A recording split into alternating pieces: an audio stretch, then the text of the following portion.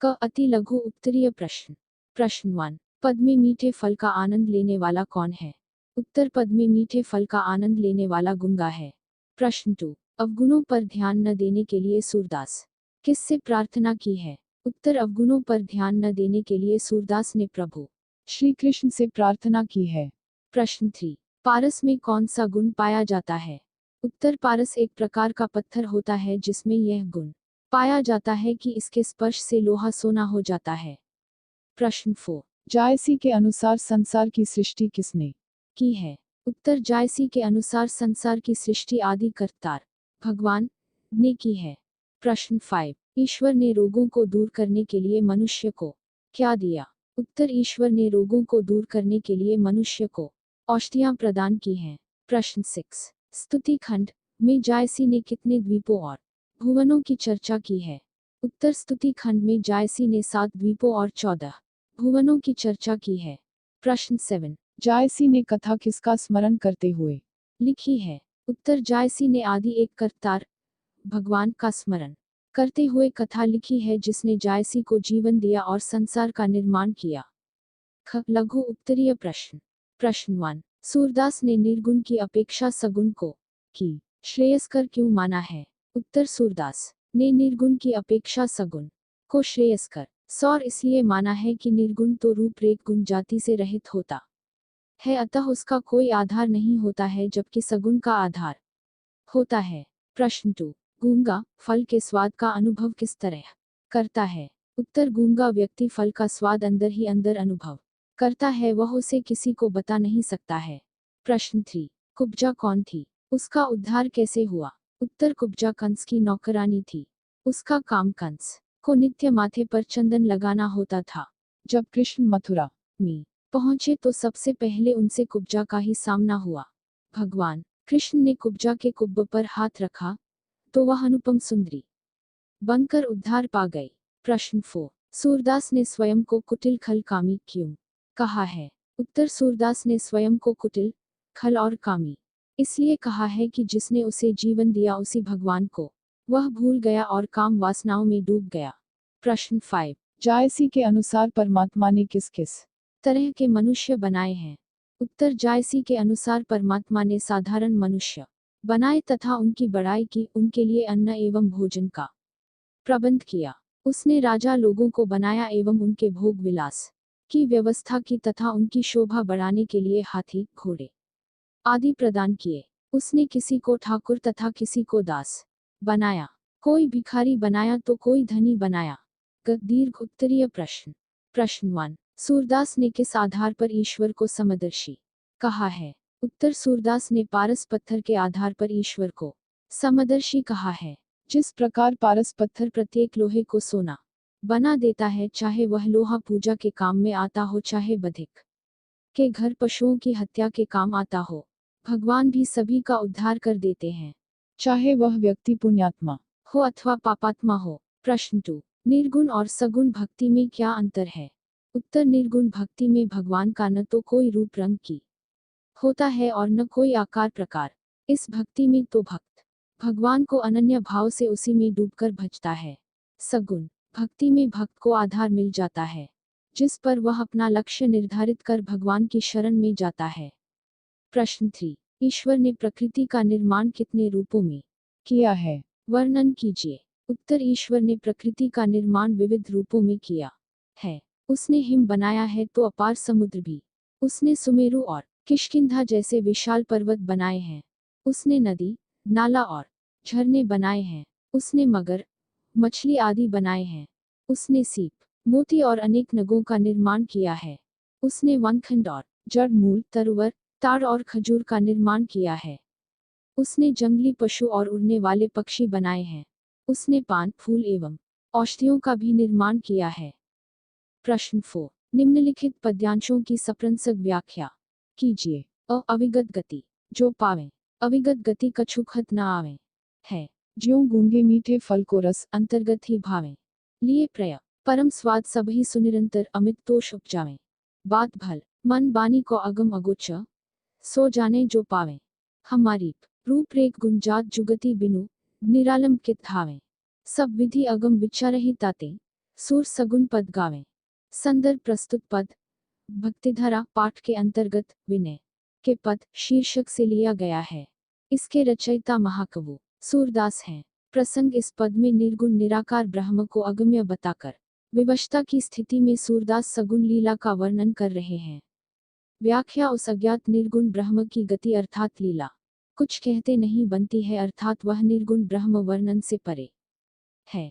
जिस प्रकार गूंगा व्यक्ति मीठा फल खाता है और उसके रस के आनंद का अंदर ही अंदर अनुभव करता है, वह आनंद उसे अत्यधिक संतोष प्रदान करता है, लेकिन उसका शब्दों में वर्णन नहीं किया जा सकता। उसी प्रकार वह निर्गुण ब्रह्म मन और वाणी से परे है, उसे तो जानकर ही प्राप्त किया जा सकता है।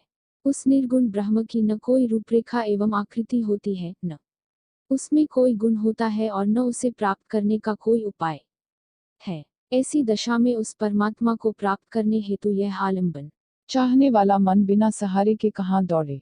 वास्तव में इस मन को तो कोई न कोई आधार चाहिए ही, तभी वह उसको पाने के लिए प्रयास कर सकता है। सूरदास जी कहते हैं कि मैंने यह बात भली भांति जान ली है कि वह निर्गुण ब्रह्म अगम्य अर्थात हमारी पहुंच से परे है। इसी कारण मैंने सगुण लीला के पदों का गान किया है। विशेष इस पद में निर्गुण ब्रह्म को अगम्य और सगुण ब्रह्म को सुगम माना गया है। ज्यों गूंगे भाव में उदाहरण अलंकार, रूपरेख गुण, धावें में विनोक्ति तथा संपूर्ण में अनुप्रास अलंकार, शांत रस व अधिक कुरूप कौन फिरी फिरी जठरिच रे टू जापर दीनानाथ धरे सोर कुलीन बड़ो सुंदर सोई जिही पर कृपा करे कौन विभीषण रंग निसाचर हरी हंसी छत्र धरे राजा कौन बड़ो रावण गर्भ ही गर्भ करे रंग कौन सुदामा हूं ते आप समान करे अधम कौन है अजामिल ते जम तह जात डरे कौन विरक्त अधिक नारदते निसी दिन भ्रमत फिरे जोगी कौन बड़ी संग करते, दाको काम छरे अधिक कुरूप कौन कुबिजाते हरिपति पाई तरे अधिक सुरूप कौन सीताते जनक वियोग भरे यह गति गति जाने नहीं को कि रस रसिक धरे सूरदास भगवंत भजन बिन फिरी फिरी जठ जरे। संदर्भ प्रस्तुत पद भक्तिधारा पाठ के अंतर्गत विनय के पद शीर्षक से लिया गया है। इसके रचयिता महाकवि सूरदास हैं। प्रसंग इस पद में सूरदास जी कहते हैं कि भगवान की माया बड़ी विचित्र है। जिस किसी पर भगवान की कृपा हो जाती है, वही व्यक्ति कुलीन होता है, वही बड़ा होता है तथा वही सुंदर होता है। व्याख्या सूरदास जी कहते हैं कि जिस किसी पर दीनानाथ कृपा कर देते हैं वही व्यक्ति इस संसार में कुलीन, बड़ा और सुंदर हो जाता है। आगे इसी तथ्य को सिद्ध करने के लिए वे अनेक दृष्टांत और अंतर्कथाएं प्रस्तुत करते हुए कहते हैं कि विभीषण रंग एवं निशाचर था, पर भगवान ने कृपा करके रावण वध के पश्चात उसी के सिर छत्र धारण कराया अर्थात लंका का राजा बनाया। रावण से बड़ा शूरवीर योद्धा संसार में कौन था, अर्थात कोई नहीं। लेकिन चूंकि उस पर भगवान की कृपा नहीं थी, इस कारण वह मिथ्या गर्भ में ही जीवन भर जलता रहा। सुदामा से बड़ा दरिद्र कौन था, जिसे भगवान ने कृपा करके अपने समान दो लोकों का पति अर्थात स्वामी बना दिया। अजामिल से बड़ा अधम कौन था, अर्थात कोई नहीं। वह इतना बड़ा दुष्ट था कि उसके पास जाने में मृत्यु के देवता यमराज को भी डर लगता था, पर भगवान ने कृपा करके उस पापी का भी उद्धार कर दिया। नारद मुनि से बड़ा वैरागी संसार में कोई नहीं हुआ, लेकिन प्रभु कृपा के अभाव में वह रात दिन इधर उधर चक्कर लगाया करते हैं। शंकर से बड़ा योगी कौन था, अर्थात कोई नहीं, लेकिन भगवान की कृपा के अभाव में वह भी कामदेव द्वारा छले गए। कुब्जा से अधिक कुरूप स्त्री कौन थी, अर्थात कोई नहीं, लेकिन भगवान की कृपा से उसने स्वयं भगवान को पति रूप में प्राप्त कर अपना उद्धार किया। सीता के समान संसार में सुंदर स्त्री कौन थी, अर्थात कोई नहीं, लेकिन भगवान की कृपा के अभाव में उन्हें भी जीवन भर वियोग सहना पड़ा। अंत में कवि कहता है कि भगवान की इस माया को कोई नहीं जान सकता है, न मालूम वे किस रस के रसिक होकर भक्त पर अपनी कृपा की वर्षा कर दे। सूरदास जी कहते हैं कि भगवान के भजन के बिना मनुष्य को बार बार इस पृथ्वी पर जन्म लेना पड़ता है और जन्म लेने के कारण उसे अपनी माता की कोख को अग्नि में बार बार जलना पड़ता है।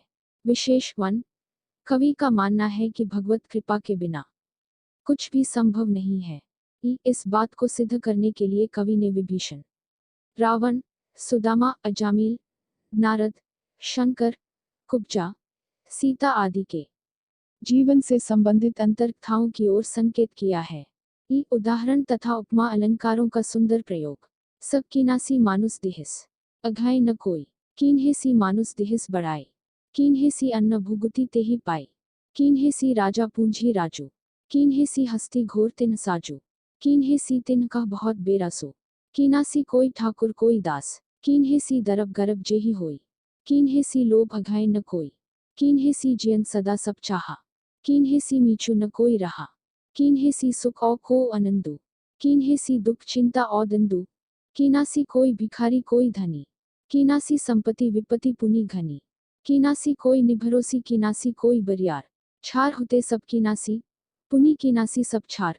3 संदर्भ प्रस्तुत पद भक्तिधारा पाठ के अंतर्गत विनय के पद शीर्षक से लिया गया है।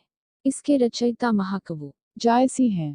प्रसंग इस पद में कविवर जायसी ने ईश्वर द्वारा निर्मित सृष्टि का वर्णन किया है। व्याख्या कविवर जायसी कहते हैं कि उसी सृष्टिकर्ता ने मनुष्य को निर्मित किया तथा सृष्टि के अन्य सभी पदार्थों में उसे के बड़प्पन प्रदान किया। उसने उसे अन्न और भोजन प्रदान किया। उसी ने राजाओं को बनाया जो राज्यों का भोग करते हैं, हाथियों और घोड़ों को उनके साज के रूप में बनाया। उनके मनोरंजन का के लिए उसने अनेक विलास की सामग्री बनाई और किसी को उसने स्वामी बनाया तो किसी को दास। उसने द्रव्य बनाए जिनके कारण मनुष्यों को गर्व होता है। उसने लोभ को बनाया जिसके कारण कोई मनुष्य उन द्रव्यों से तृप्त नहीं होता है, उनकी निरंतर बनी रहती है। उसी ने जीव का निर्माण किया जिसे सब लोग चाहते हैं और उसी ने मृत्यु का निर्माण किया जिसके कारण कोई भी सदैव जीवित नहीं रह सका है। उसने सुख, कौतुक और आनंद का निर्माण किया है। साथ ही उसने दुख, चिंता और द्वंद्व की भी रचना की है। किसी को उसने भिखारी बनाया तो किसी को धनी बनाया। उसने संपत्ति बनाई तो बहुत प्रकार की विपत्तियां भी बनाई। किसी को उसने निराश्रित बनाया तो किसी को बलशाली। छार, मिट्टी से ही उसने सब कुछ बनाया और पुनः सबको उसने छार, मिट्टी कर दिया। विशेष 1 अनुप्रास की छटा। ई शांत रस। ई अवधि भाषा का प्रयोग।